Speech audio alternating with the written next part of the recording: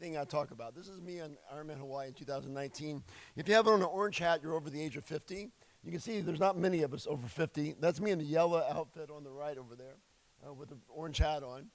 But I think it really looks, I can use this to think about what we do. You see how there's all those articles on the beach, and we choose the articles we like, and they're out in the water, right?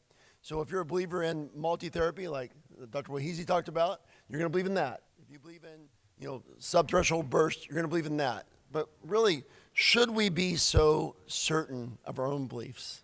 Maybe we're wrong, or maybe we're right. So the big question, does stimulation work? Aaron, does stimulation work?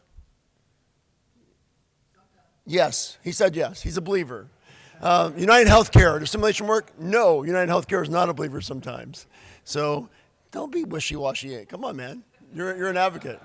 So Brad Maruka one time told me in a bar in France, the subject is well known to those who know the subject.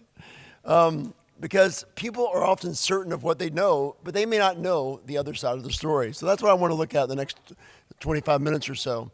This is a hierarchy of evidence. Systematic review with the homogeneity, meta-analysis of RCTs is at the top. That is the best evidence you can have. It's better than a study.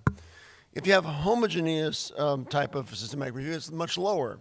So we're going to look at what can we do. And I published 4 papers with a bunch of my colleagues in the journal Pain Medicine this year.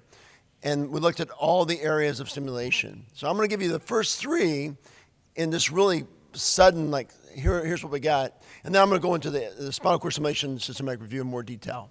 Okay, that's what I'm going to do.